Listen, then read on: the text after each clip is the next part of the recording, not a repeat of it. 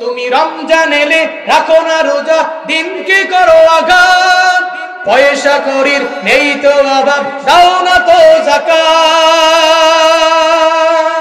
তুমি ইমানদারির বড়াই করো, নেই তোমার ঈমান, ইমানদারির বড়াই করো, নেই তোমার ঈমান। তুমি কেমন মুসলমান, তুমি কেমন মুসলমান, কেমন মুসলমান, তুমি কেমন মুসলমান।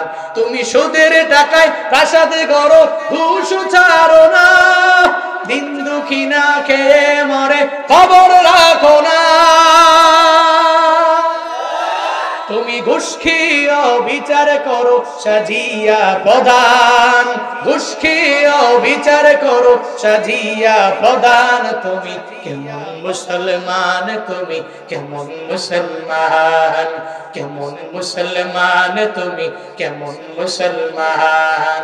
নামাজের সাথে নাই পরিচয়, মানো না কোরআন, নামাজের সাথে নাই পরিচয়, মানো না কোরআন। তুমি কেমন মুসলমান, তুমি কেমন মুসলমান, কেমন মুসলমান, তুমি কেমন মুসলমান। তুমি নবীর উম্মত দাবি করো, সুন্নাহ মানো না, নবীর অপমানে তোমার হৃদয় কাঁদে না।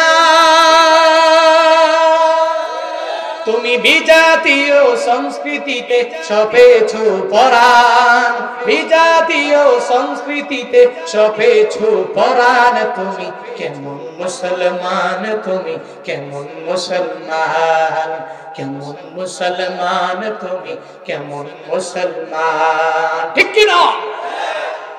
মুসলমান হওয়ার লক্ষ্যে লাগবে নামাজ, লাগবে রোজা, লাগবে সুদ মুক্ত টাকা, নাকি সুদযুক্ত?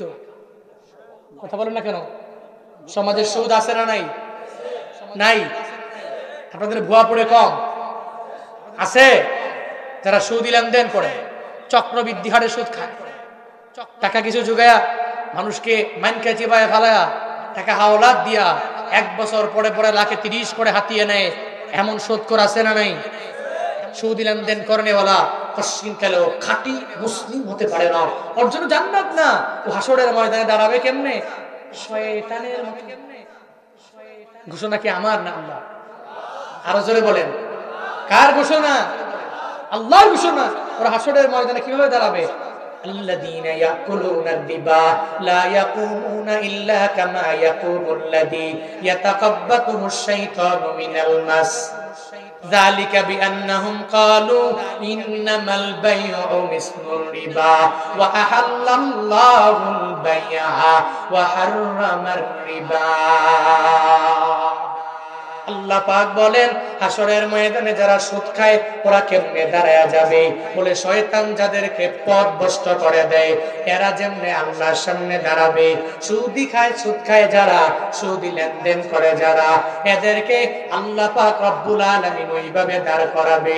আর সুদি লেনদেন করনেওয়ালা ও নামাজের মজা পাবে না, ও রোজা রাখার মজা পাবে না, ও দান করার মজা পাবে না, ওর সামনে হুজুর আসলে হুজুর দেখলে ভালো লাগবে না, ওর সামনে মাদ্রাসা ভালো লাগবে না, ওর সামনে দান করা কোনো ভালো লাগবে না। নেক আমলের লাইনে কত নেক আমল আছে, ওই নেক আমল কোনোটাই তার দরবারে ভালো লাগবে না। এর একমাত্র কারণ, যারা এই টাকার মধ্যে, উপার্জনের মধ্যে হারাম ঢুকায়, হারামে আরাম পায় না, ওই পরিবারের মধ্যেও কোনো শান্তি পায় না। এজন্য সুদি লেনদেন করে নামাজে গেলে মজা পাওয়া যাবে না, আমল করলে মজা পাওয়া যাবে না, ঘুষ খাওয়া যাবে না। নিজের মুসলমান বানানোর জন্য সুদি লেনদেন বাদ দেওয়া লাগবে, ঘুষ খাওয়া বাদ দেওয়া লাগবে। ছোট্ট একটা উদাহরণ দিয়েই এরপরে বয়ান শেষ করব। বান্দা মনোযোগের খান লাগাও। দারুল উলুম দেওবন্দ এমন কোন বান্দা নাই যেই জামিয়ার নাম শুনে নাই। ওই জামিয়ার নাম শুনেছে সবাই। ওই দেওবন্দের পাশে একটা বাজার, ওই বাজারের মধ্যে এক আল্লাহর বান্দা কোন রকম জিন্দেগি চালায়, ঘাস বিক্রি করে। ঘাস বিক্রি করলে অনেক টাকা পাওয়া যায় এমনটা না, অল্প পয়সা নিয়ে নিয়ে বাড়িতে রওনা হয়ে যায়। প্রতিদিন 6 পয়সা দাম করে বিক্রি করে।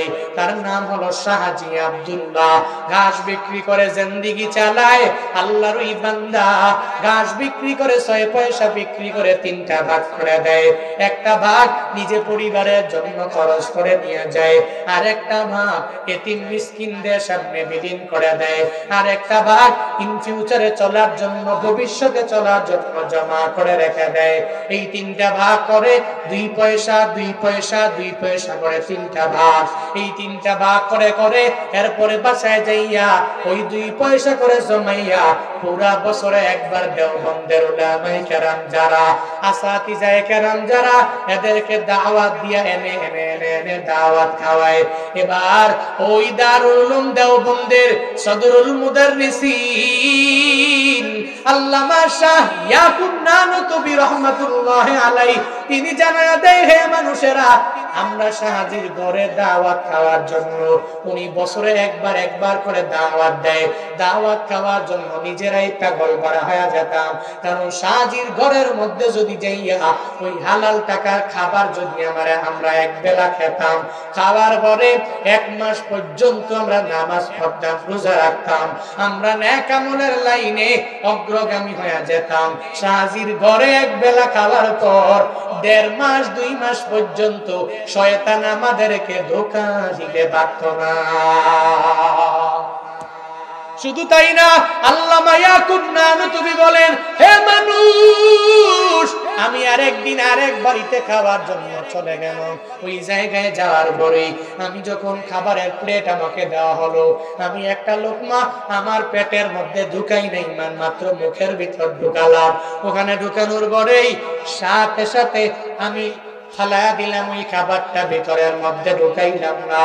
আমার আশেপাশের লোকেরা বলে, হুজুর কেন এমন হলো? আমি বের হয়ে সবাইকে জানাইলাম, এই ব্যক্তিটা কি হালাল ইনকাম করে নাকি হারাম? সবাই বলে, হুজুর সে হালাল খায় না, বরং হারাম খায়। উনি বলে, এজন্যই আমি মুখের মধ্যে দিয়া বুঝে গেলাম এই খাবারে হালাল নাই, এই খাবারের মধ্যে হারাম দিয়া ভরা। উনি নিজে বলেন, আমার মনে হয় আমার আল্লাহ আমাকে জানায়া দিয়েছে, হে আমার ওলি বান্দা, তুমি এই খাবার খাইবা না। আল্লাহ পাক, আল্লাহর খাঁটি বন্ধু যারা হয়ে যায়, এদেরকে যারা হারাম খাবার আল্লাহ খাওয়ায় না, এদেরকে দিয়ে আল্লাহ হালাল খাবার ভক্ষণ করায় না। আল্লাহ পাক বিভিন্ন মাধ্যমে তারে জানায়া দিলেন, হে আমার ওলি, আমার বন্ধু, তুমি কশিন কালো এই খাবার খেতে পারো না। ওই খাবারটা ভিতরে ঢুকায় নাই, ফালায়া দিলেন।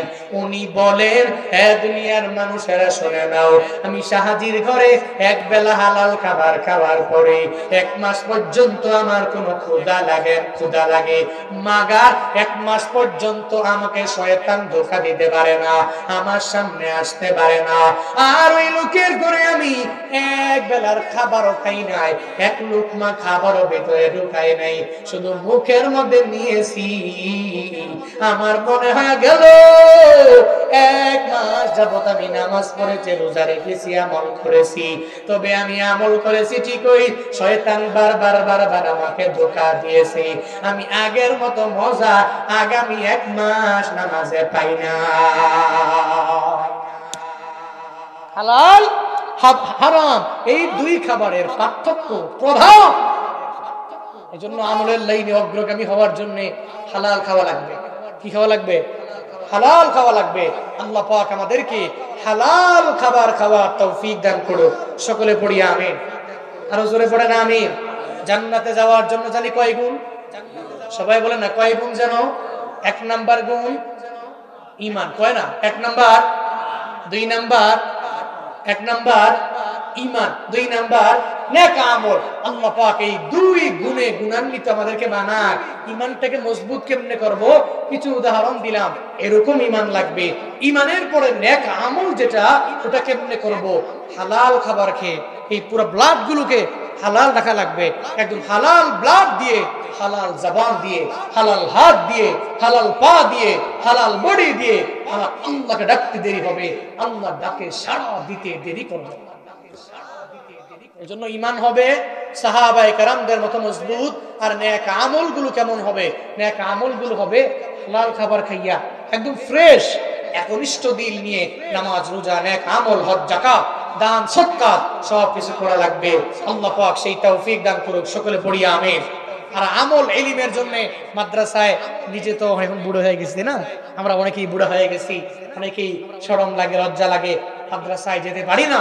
তবলিগে মাঝে মাঝে যাই, সাল লাগাই, চিল্লা লাগাই যারা, আলহামদুলিল্লাহ অনেক শুকর। তবে মাদ্রাসার মধ্যে নিজের ছেলেকে দেওয়া লাগবে, মেয়েকে দেওয়া লাগবে। শুধু তাই না, নাতি নাতিন থাকলে যদি ছেলের ঘরের হয় ছেলেকে বুঝে এরপরে মাদ্রাসায় পাঠানো লাগবে। যদি মেয়ের ঘরের হয় তো মেয়ের জামাইকে বুঝে, মেয়েকে বুঝে ওই নাতি নাতিনকে মাদ্রাসায় পড়ানোর জন্য চেষ্টা করবেন। আল্লাহ পাক রব্বুল আলামিন আমাদের সবাইকে যেই কথাগুলো বলেছি আমল করার তৌফিক দান করেন, সকলে পড়ি আমিন।